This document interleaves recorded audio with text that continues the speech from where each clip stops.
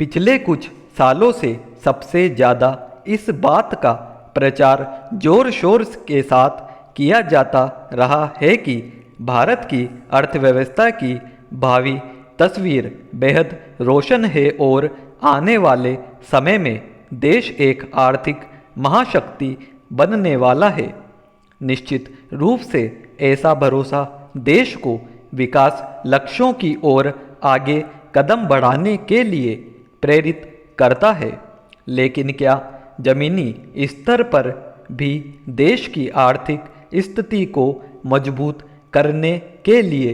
विकास के उन पहलुओं पर ठोस काम करने की ज़रूरत समझी गई जिनके बूते देश को आर्थिक महाशक्ति बनाने में मदद मिलती। इसकी हकीकत समय समय पर आने वाले उन अध्ययनों की रिपोर्ट में आती रही है जिनमें विकास के वास्तविक पैमानों पर भारत को अभी बहुत कुछ करने की ज़रूरत बताई गई। इसी कड़ी में आई भारत में पर्यावरण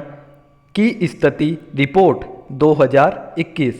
के मुताबिक सतत विकास लक्ष्यों की ताज़ा सूची में भारत को 117वें स्थान पर माना गया है, जबकि पिछली बार यह 115वें पायदान पर था।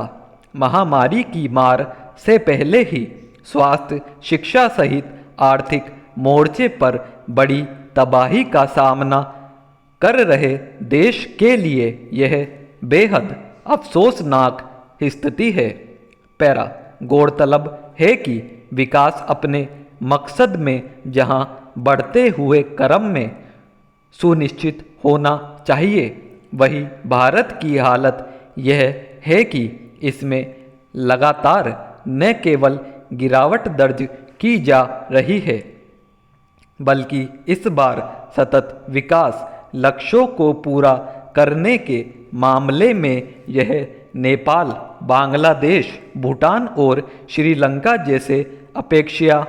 कम विकसित देशों से भी नीचे चला गया है। सवाल है कि आखिर किन वजहों से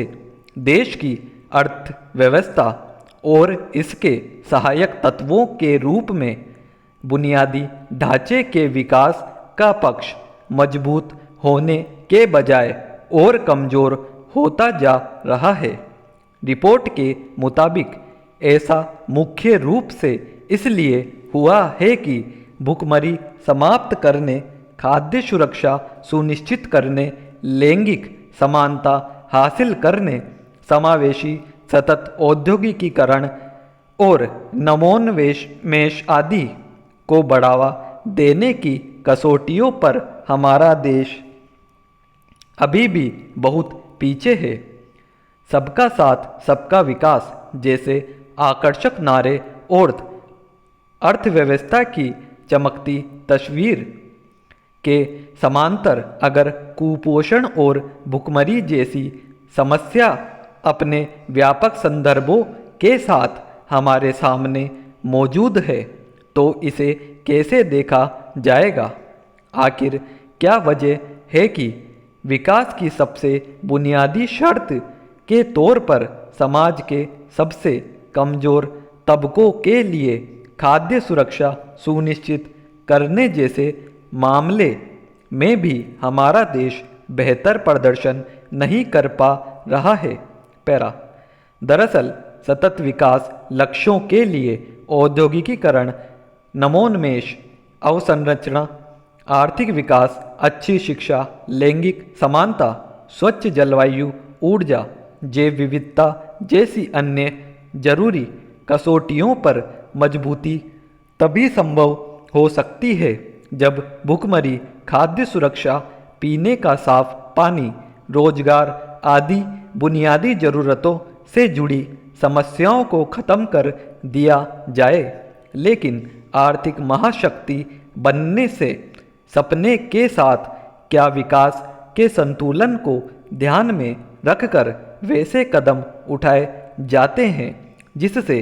समाज के धनी और गरीब तबकों के बीच असमानता की खाई को पाटा जा सके। सन 2015 में दुनिया के 193 देशों में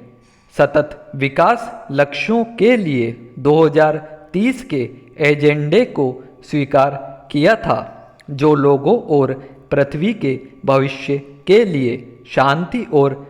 समृद्धि की रूपरेखा मुहैया कराता है।